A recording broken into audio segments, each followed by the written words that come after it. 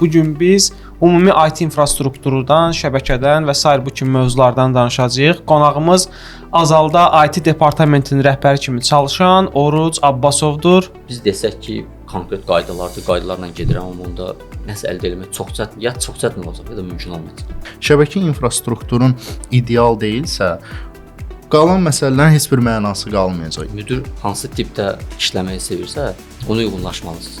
Ya uyğunlaşmalısınız, ya da ki, sizin tipində işləyən müdir tapmalısınız. Nə vaxt ki, ola bilər ki, robotlar gələr, tam robotlar işləyər, o reallıq adamsa, ya da ki, bəlkə də biz görməliyik. Uşaq vaxtlarından onları görən, o parıltını üzə çıxaran bir var. Amma bizdə parıltını prosto söndürürlər. Səndə burada bariyeri var, buradan o tərəfə maaşını qaldıra bilməzsən, bu maaş istəyir.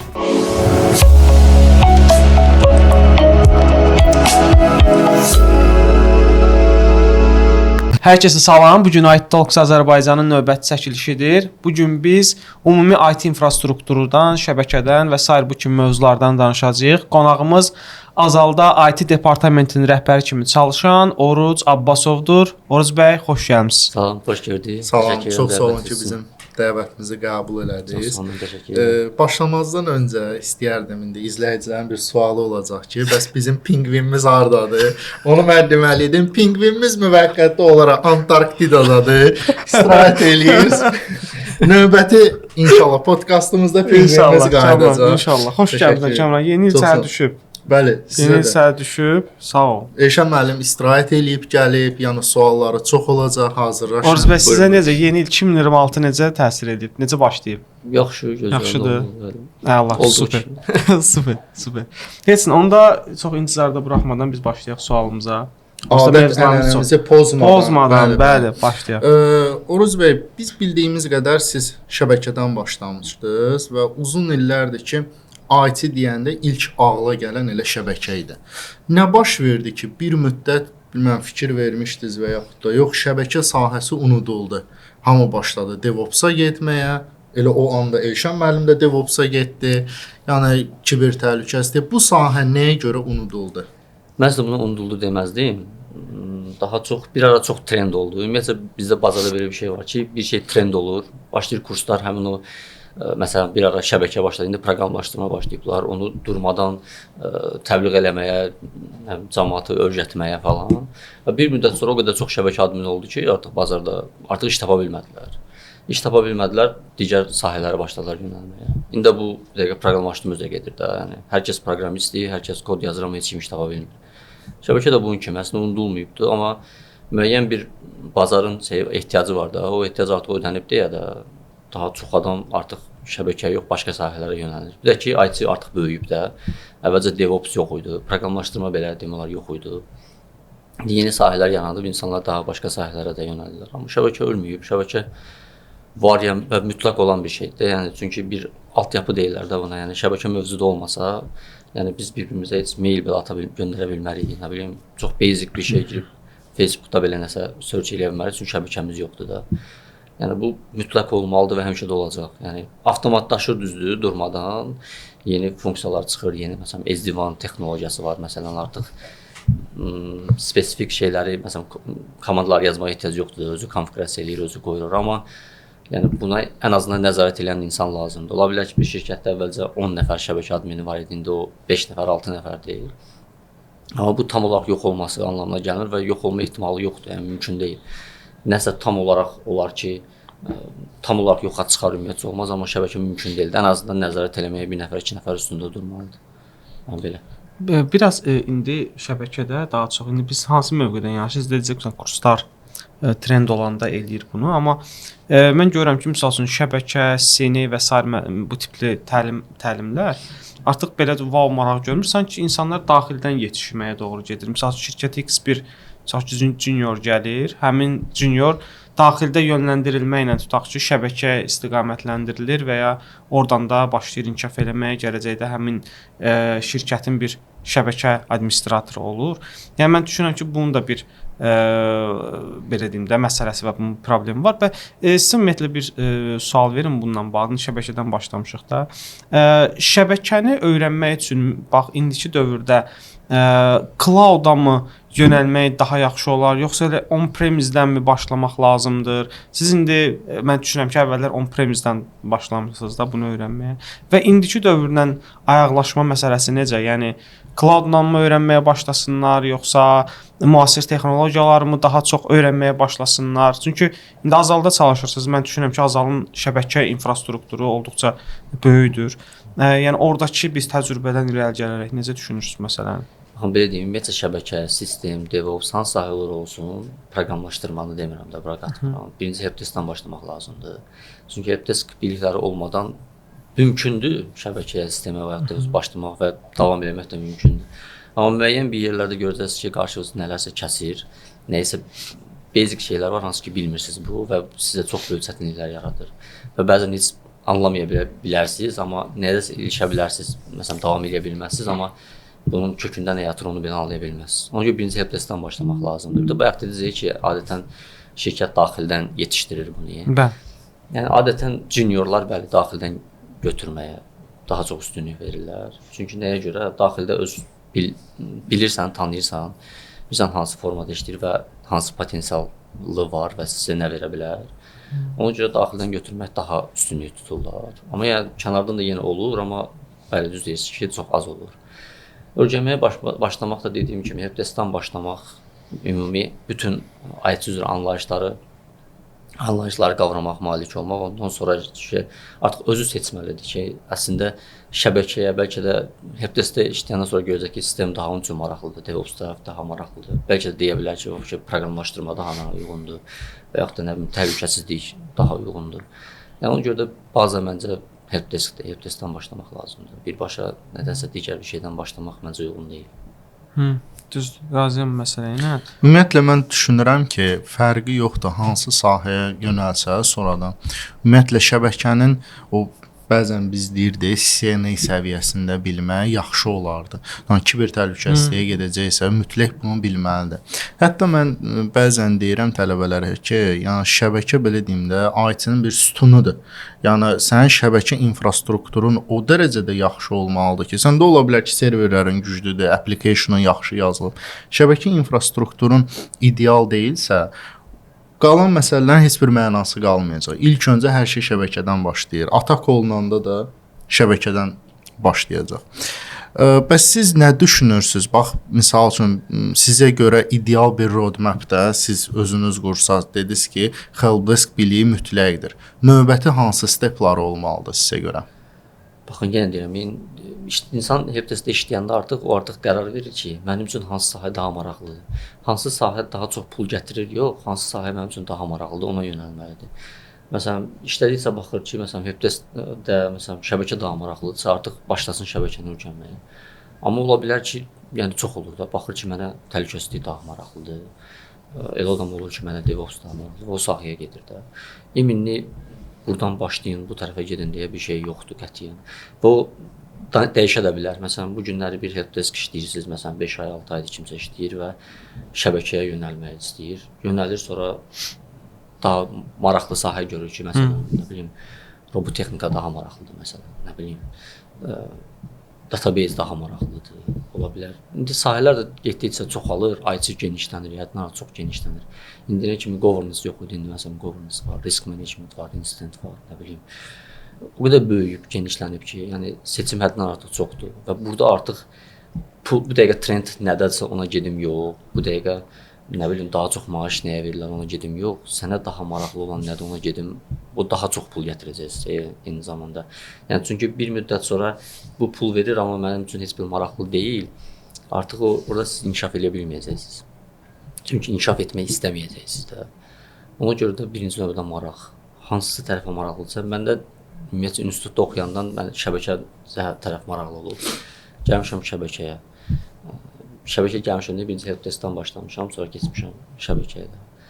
Amma yəni bu maraq da 100% maraqdır. Maraq olmasa bir yerdən sonra mütləqdir ki, dayanacaq adam. Yəni artıq maraq olmadığına görə daha çox şeylər öyrənmək istəməyəcək, çalışmayacaq.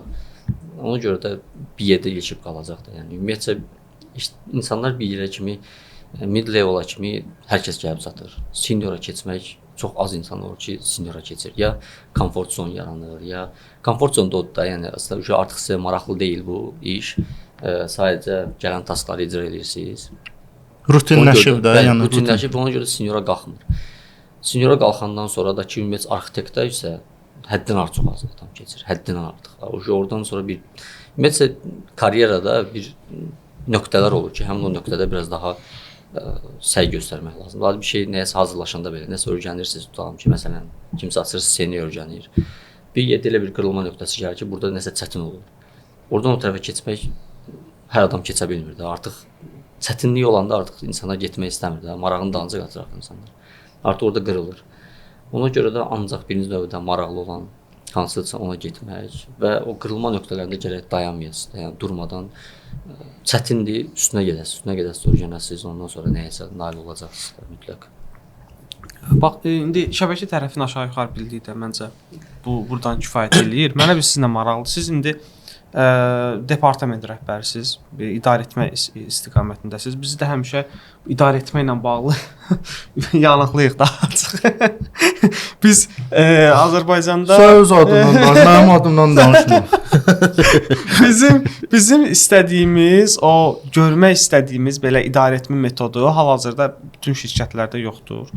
Bax sizə görə mənə çox maraqlıdır ki, sizə görə ideal idarəetmə metodu, mən IT-dən danışıram, yəni açığı.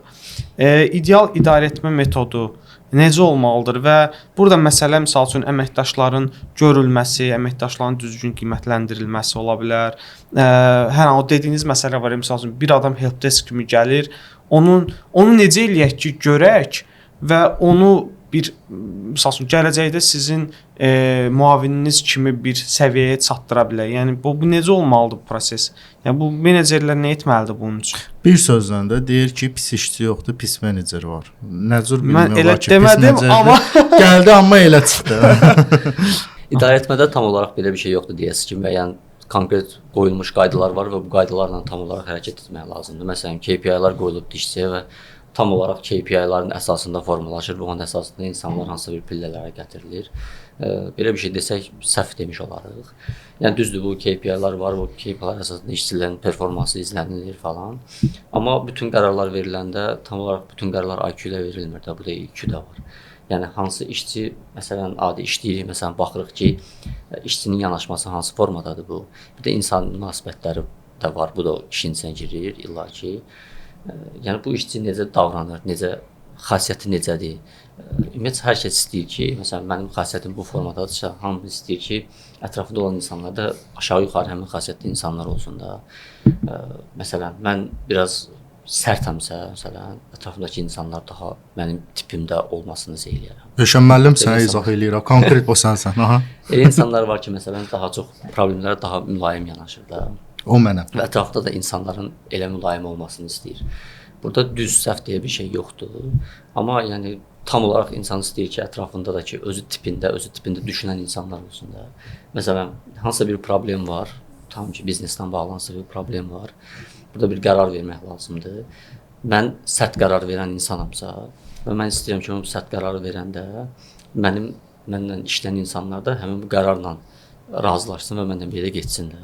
Amma mənlə işləyən insanlar sərt qərar xoşlamır. Məsələn, mən deyirəm ki, getdənə ki, bu belədir, amma o gedib belə demirsə, yox, başqa biraz mülayim yanaşırsa, artıq bizdə bir toqquşma baş verir də. Yəni, buna görə də insanlar dediyim kimi tam olaraq qərar olaraq verə bilmirsən də ki, bu belə olmalıdır, KPI qoydum, KPI kimsə atırsa birinci onu keçirtdim də. İnsanın münasibətlər çox önəmlidir, insanın xasiyyəti çox önəmlidir, xasiyyət toqquşması olmamalıdır da. Bir də yəni deyirsiniz ki, düşdüyü yerdən asılıdır da, tutaq ki, düşdüyü yerdə menecmentin idarəetmə strukturası bu formadadırsa, gərək ona uyğunlaşsın. Bəli, 100%. Onda fikrə getdin nəsə. Hə, onda gərək belə deyim də, həmin əməkdaş ya xarakteri dəyişkən xarakteri deyilsə, ya məcburdan da iş yerini dəyişsin, ya da ki özün dəyişsin. Bütün menecmentlə bağlı, idarəetmə ilə bağlı təlimlərdə bunu deyirlər ki, məsələn bir qayda var ki, məsələn mail vasitəsindən siz nəsə sorğu verməlisiniz və yaxud da nə bilim, məsələn mənim menecerim var. Mən menecerimdən nəsə bir şey istəyirəm, maillə yazıram ondan və görürəm ki, cavab gəlmir. İkinci dəfə təzədən bir dənə də yazıram kind Kind reminder. reminder yazıram, amma yerə cavab vermir. Sonra bir dənə də kind reminder Düz 2. yol nədir? Maildir də, düzdür. Amma mənim müdirim maillə işləməyi sevmir. Məsələn.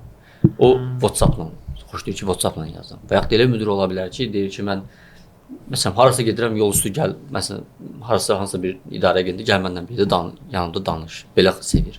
Yəni siz müdir hansı tipdə işləməyi sevirsə, ona uyğunlaşmalısınız. Ya uyğunlaşmalısınız ya da ki, sizin tipində işləyən müdir tapmalısınız da, yəni. Bu başqa yol yoxdur. Yəni bütün idarəetmə təlimlərində deyilən şey tam olaraq budur. Yəni mən düz bildiyim budur da. Düz bildiyim budur ki, mail yazmalıyam, maildən cavab görməliyəm. Amma mənim müdirim belə işləməyi sevmirsə, mən düzəm deyib sonuna kimi gedim, dava salım, dalaşım. Yəni heç nə əldə edə bilməyəcəksiniz də, yəni ya dalaşacaqsınız burada, gedib nə bilim müdirdən şikayət edəcəksiniz ki, bu mən mail yazıram, mənim mailimə cavab vermir. Yəni bu yolla da yəni nə bilim hara gedə bilərsiniz ki? Ya müdirə öyrəşməlisiniz, ya da öyrəşə bilmirsinizsə başqa bir yerə getməlisiniz. Sadəcə mənim maraqlı bilirsiniz nədir? Yəni bu idarəetmə qaydaları, məsəl üçün, nə bilim IT idarəetməsi var, ITIL var, Prince var, nə bilim COBIT var və sair vilahında. Bu qaydalar standartdır da, tutaq ki. Həqiqətən bu standartlar rəhbərə görə dəyişməlidirmi? Yəni bu məni biraz çaşdırır da. Yəni tutaq ki, böyük şirkətlər var. Mən başa düşmək istədiyim nədir sadəcə? Məsəl üçün Azal özü olsun, lap nə bilim digər holdinqlər olsun, böyük holdinqlər olsun. Həqiqətən bunlar burada əsas olan insandır, yoxsa sistemdir?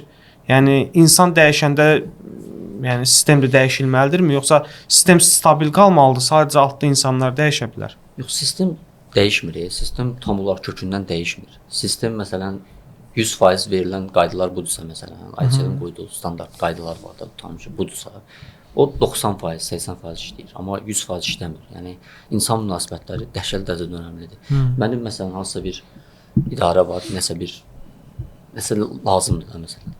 Yeni işçi götürmək istəyirəm məsələn. HR-a yazıram ki, tutalım ki, mən bu işçini götürmək istəyirəm.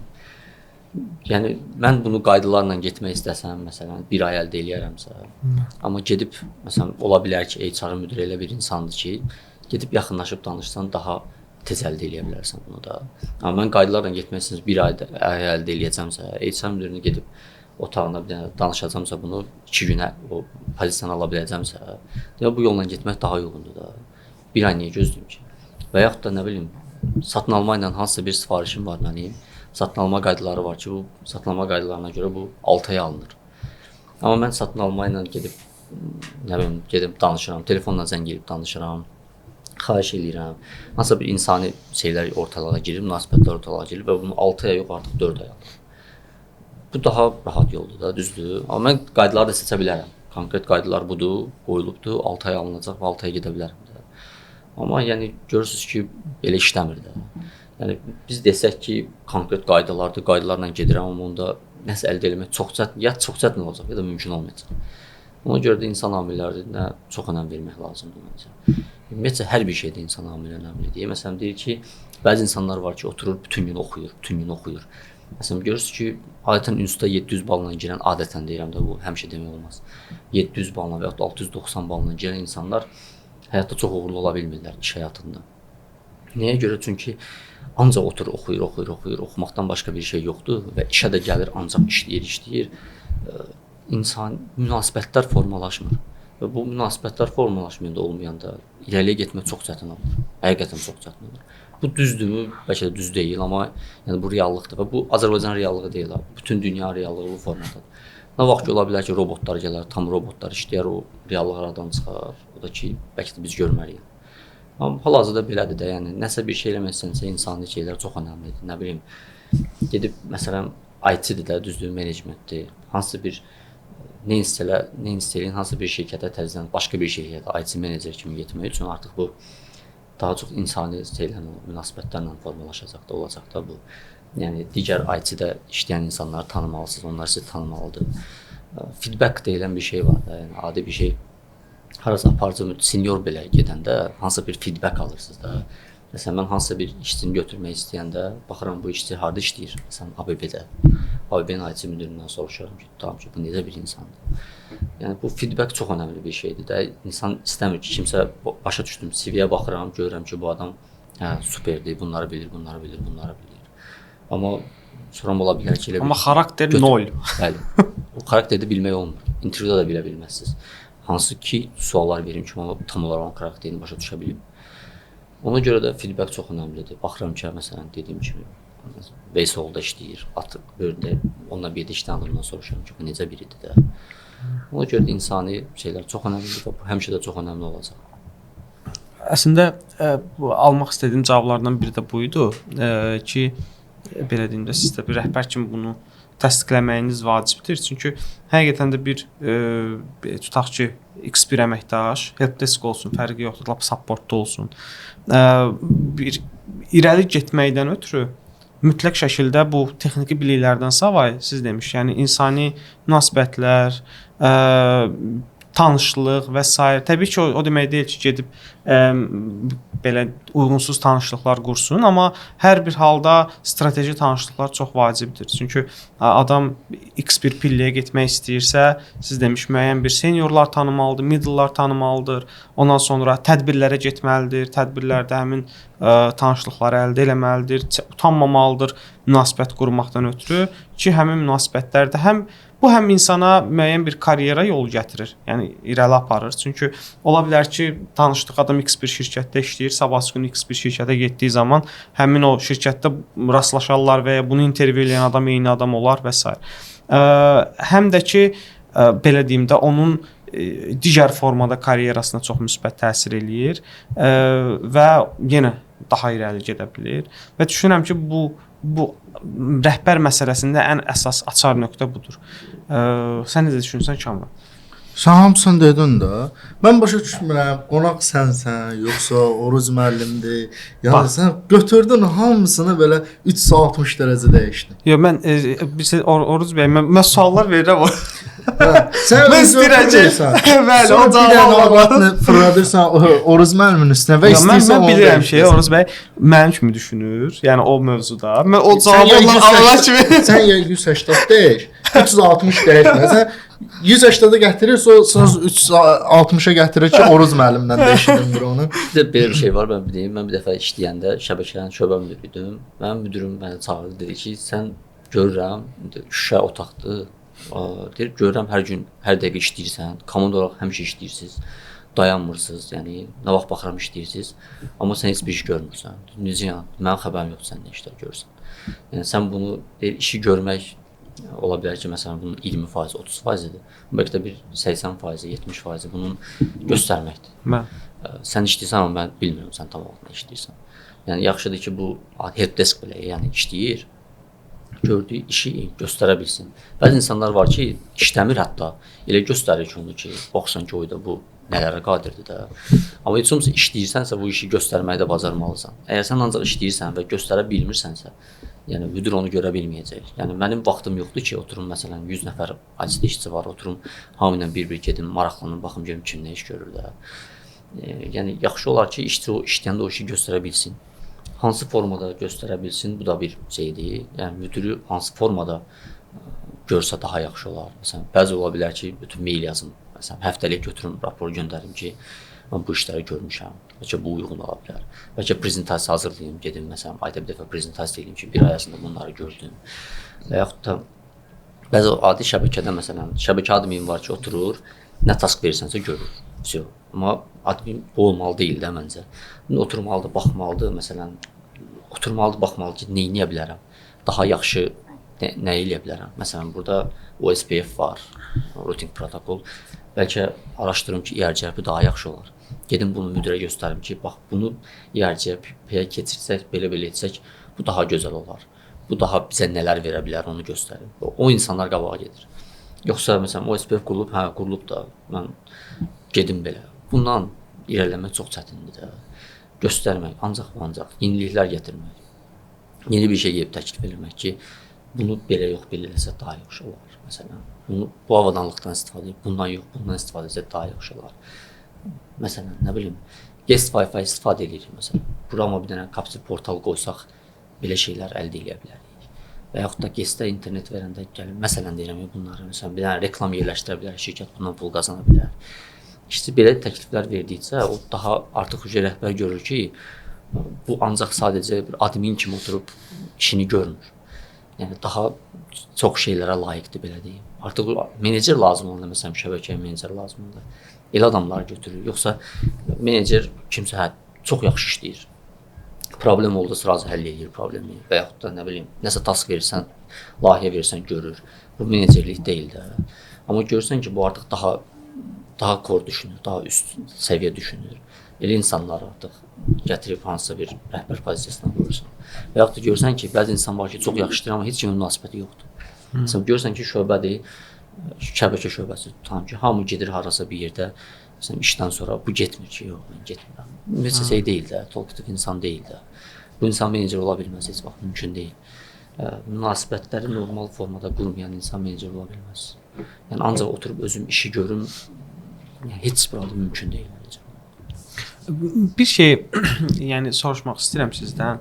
Dediniz ki, tutaq ki da təkcə etmək deyil, göstərmək lazımdır da. Bu da işçinin, daha çox işçinin öhdəliyinə düşür. Sizcə, yəni işçi ola bilər ki, nədənsə çəkinir, göstərmir və ya adam sadəcə işin başına aşağı salıb işini görür də. Bu biraz da menecerin öhdəliyi deyilmi ki, o işçinin potensialı varsa, onu üzə çıxartsın, o işçinin nə iş gördüyünü. Ola bilər, misal üçün, siz dediyiniz kimi 100 dənə əməkdaşı var, hamısından bir söhbət eləyə bilməz.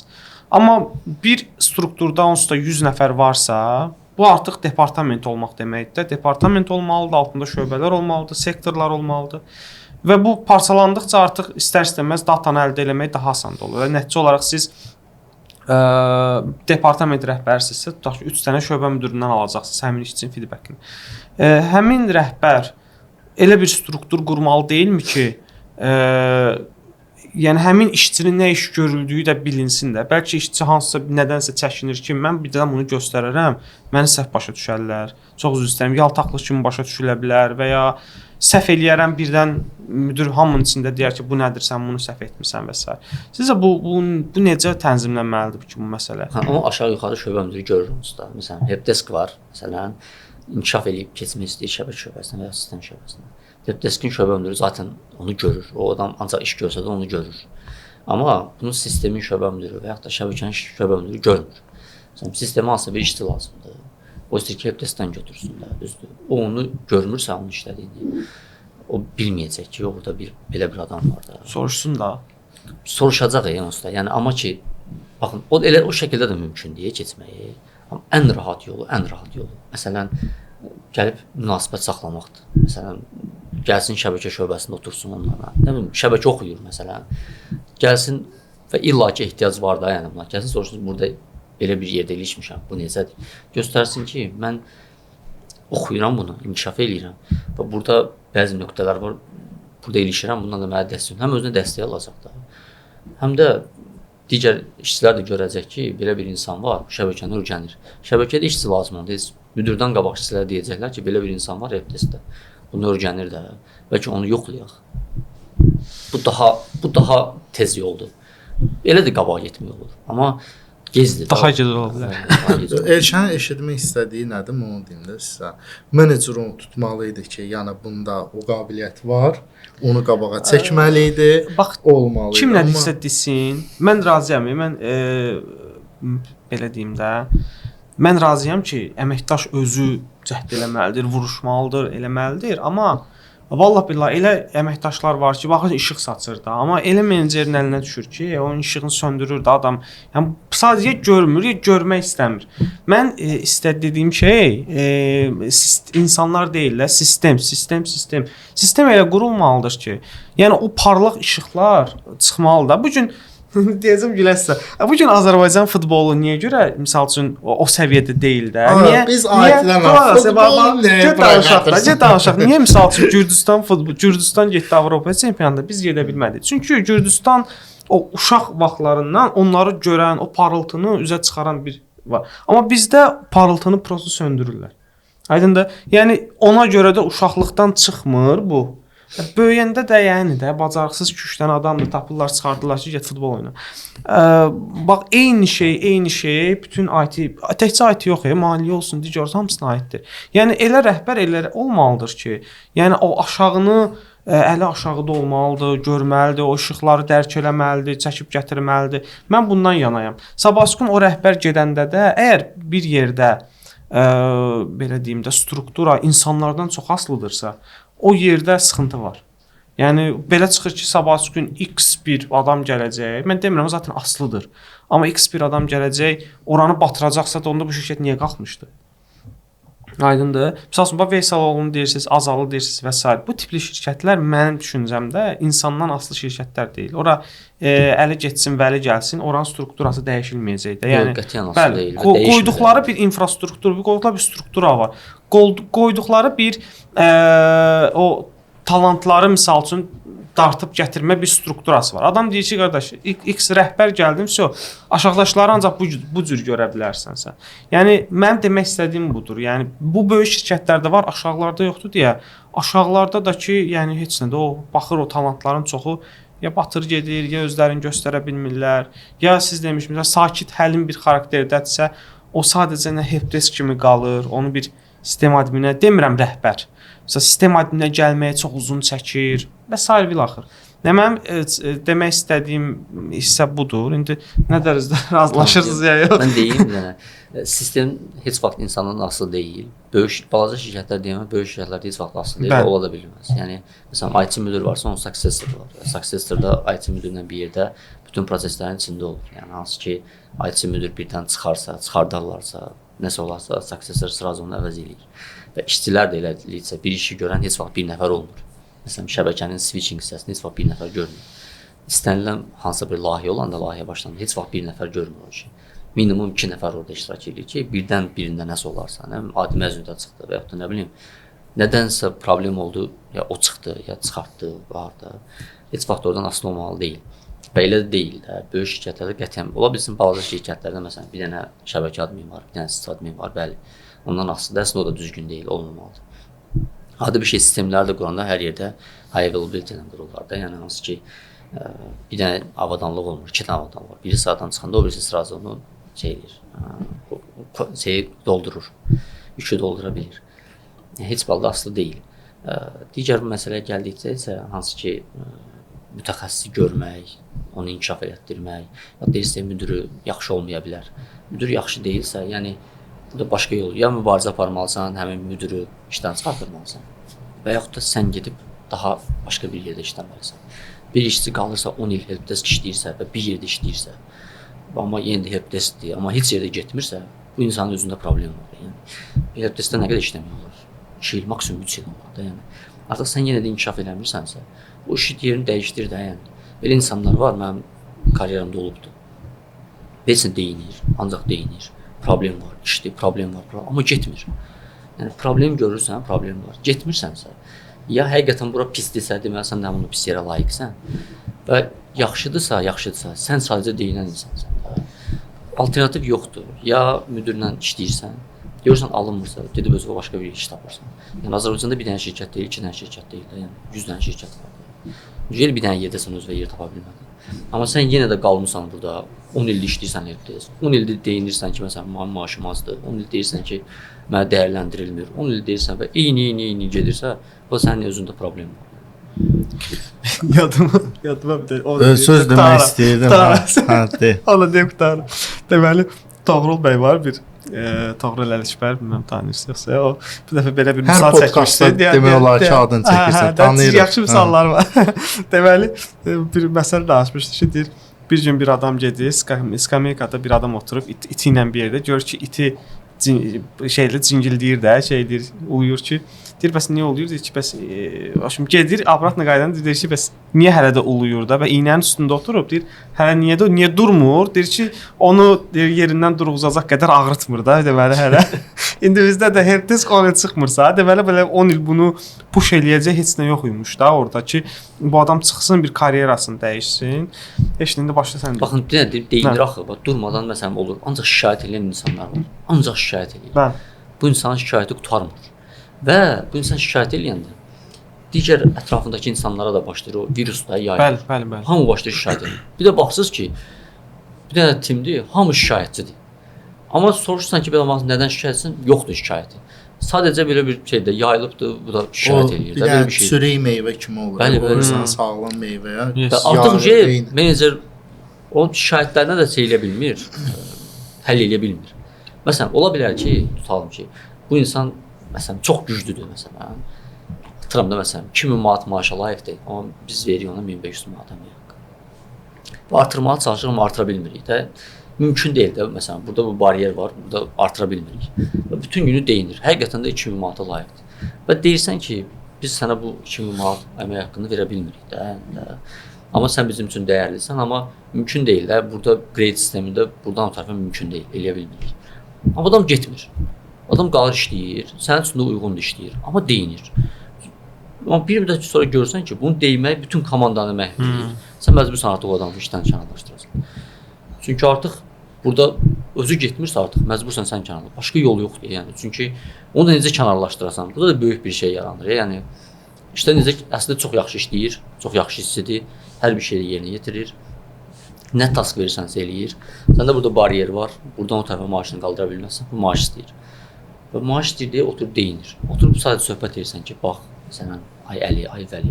Bu da belədir. Biz bunu verə bilmirik sənə. Başa düşürəm, amma sən bütün komandanın ruhunu korlayırsan. Burada dediyim kimi işçi burada şey eləməlidir, qərar verməlidir. Konkret olaraq birinci menecer konkret olmalıdır. Mən sənə bunu verə bilirəm, bunu verə bilmirəm. Budur. Yəni mən bütün işçilərlə one-to-one eləyə bilmərəm. Təbii ki, mən müdirlərlə, şöbə müdirlərlə one-to-one eləyirəm və onlarla daim tam səmimiyyəm. Məsələn, əmək haqqı söhbəti. Sən bilirəm, bu əmək haqqı layiqsən, amma mən sənə bunu verə biləcəm. Və yaxud da mən sənə bunları eləyə biləcəm. Hamısını konkret olaraq mən deyirəm. Və yaxud da mən sənin müqavilə var da, mən səni razı deyiləmsə, öncədən one-to-one'lara deyirəm ki, bax, mən səndən razı deyiləm. Və mən bu müqavilə qutaranda, sən atıram, yanvarda qutaracaq. Əgər belə davam eləyəcəksə, mən sənin müqaviləvi uzatmayacağam. Bunu istəyirsənsə uzansın, bunları eləmək lazımdır. Əgər sən məndən razı deyilsənsə, mən yenə sənin müqavilə uzatmayacağam. Ya məndən yuxarı denəm bunu da, ya amma mən bunun qərarını verdim, mən sənin müqavilə uzatmayacağam və yaxud mən sənə əmək haqqı artırmayacağam. Burada o tərəfə də üstünə şey düşür. Mən deyirəm ki, mən sənə verə biləcəyim bu əmək haqqıdır. Bundan tərəfə verə bilmirəm, mümkün deyil. Amma sənlə işləmək mənim üçün xoşdur. Sən ya razı olursan bu əmək haqqıya və deyinmirsən də artıq, otursan işini görürsən. Və yaxud da razı deyilsənsə, özünə başqa bir iş tapıb çıxıb gedirsən. Yəni bu üçüncü bir yol mümkün deyil də, mövcud deyil. Amma bəzi insanlar üçüncü yolu axtarır. Amma axtarmır da, yəni ancaq başlayır deyinir. Problem var. Bütün komandanın bütün ruhunu korlayır. Və bu bütün komanda birinci gedir bütün şöbəyə yayılır, sonra ətrafdakı şöbəyə. Yəni konkret virusdur da. Görürsün ki, IT-də səndən başqa hamı deyinir. Uca artıq gecdi, heç nə eləyə bilməzsən, dağıldı komanda. Yes. Ona görə də çürük meyvənin ya çürük olan hissəsini kəsmək lazımdır ya da ki, meyvəni atmaq lazımdır, başqa iş. İcazə verirsən? Danış da sən də danış da, sənin də podkastında danış. Meyvəni deyirəm, dedim, o meyvəni də götürdü, komment elədi. Yəni deməli idi hamısını. Əslində sizin bir misalı mən çox bəyəndim. Deyəndə ki, yeni başlayan Helpdeskdən sonra roadmap nə məsləhət görərsiniz? Siz bildirdiniz ki, özü o seçimi etməlidir. Məndən misal üçün soruşanda deyirəm ki, bu sənin seçimin olmalı. Məsələn, sən Helpdeskdə işləyirsən, kimsə sənə deyəcək ki, get Java-nı öyrən. Bu demək deyil ki, sən ona getməlisən. Bəlkə ola bilər, kimisə yönəldiblər, həqiqətən də uğurlu olub. O demək deyil ki, sən də uğurlu olacaqsan və gərək o sənin seçimin olsun və sevdiyin işlə sən məşğul olmalısan. Sevdiyin işlə də məşğul olsan, həmin o kreativ ideyalar, yeniliklərə daha açıq olacaqsan. Nəyə görə? Sən istəyəcəksən bunu da tətbiq edəsən və həm özünü inkişaf edəsən, həm də şirkəti inkişaf elətdirəsən. Məsələn, məndən soruşanda ki, Elşən müəllim də xətrinə dəyməsin. Müəllim, DevOps-a gedim. Deyirəm, o DevOps-a getmək üçün müəyyən bir mərhələlər var. Sən onu bir araşdır.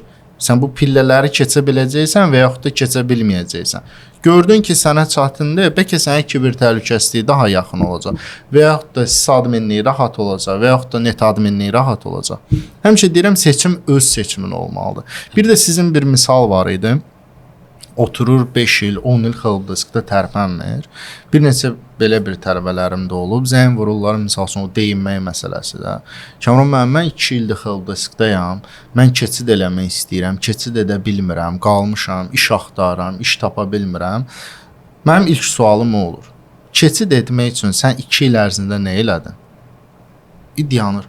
Necə? Mən təcrübə yığmışam. Deyirəm, işə gedib gəlmək, müəyyən bir taskları, nə bilim, parolun vaxtı bitib, password reset elədin, nə bilim, lockdan çıxartdın. O demək deyil ki, sən təcrübə qazanırsan hər gün.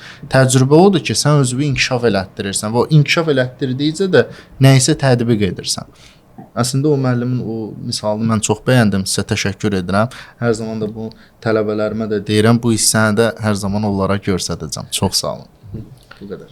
Belə. Çox sağ olun. Tardın. İmkan ver bizdə. Çox sağ olun, imkan ver. Gör kimdir. Oruz bəy, yəni açığı bilmirəm də bundan sonra biz nə danışaq? Çox operatorumuz oradan deyir ki, Elşənə bir dənə göz qaş elə ki, yekunlaşdırsın. Oruz bəy, bizim əslində belə deyim də, biz ancaq sizə təşəkkür edə bilərik. Çox sağ olun, gəldiniz. Bilməm də əlavə fikirləriniz varsa buyurub bizdən bölüşə bilərsiniz. Yoxdursa da yenə deyirəm, təşəkkür edirik. Çox dəyərli oldu, çox belə müəyyən mənada ürəyimizi boşaltdıq. Müəyyən şeyləri aydınlaşdırdıq. Sizdən bir dənə belə deyim də, Kamran, indi yeni bir formata keçirik. Valla bu bir söz deyim, bu da mənim yaralı yerimdir. Deməli, mən bəzi insanlarla danışıram. Deyirlər ki, bəs IT-Talks çox qəşəng bir layihədir falan. Niyə bu qədər izlənmir, az izlənir və s. Deyirəm, valla mən də Kamranla qalmaqala keçəcəm. Davaza da eləyib onu paylaşacağam ki, bəs bu yayım artsın da. Deyirəm, normal bir şey paylaşırıq.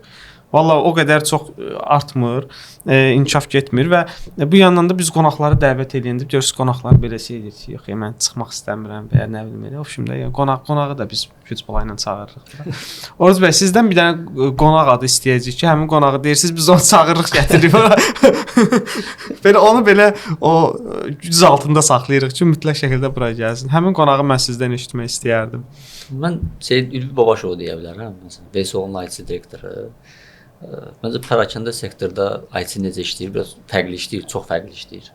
O əslində maraqlı ola bilər, izləyicilər üçün çox maraqlı ola bilər. Çünki orada həqiqətən də çox fərqlidir. Məsələn, Azal strukturunu götürsək və ya nə bilim hansı bir bank strukturunu götürsək, IT tamamilə fərqli işləyir. Orada isə tamamilə fərqli işləyir. O daha çox maraqlı olar məncə. Əla. Əla. O zaman Ülvi bəyi dəvət edəcəyik. Burada elə müraciət edək. Yazarıq özünə yazarıq. Oruz bəy, bir daha təşəkkür edirəm. Həqiqətən çox dəyərli oldu, çox gözəl podkast alındı düşünürəm. Kamran, sənə təşəkkür edirəm. Belə deyim də, bugünkü günün problemlərinin hamısını Oruz müəllim açdı tökdü, dedi. Bəli. Çox sağ ol, mən də təşəkkür edirəm. Elşən müəllim də eşitmək istədiklərini eşitdi. Çünki görsün necə xoşbəxtdir. Deməli, bir statistika var.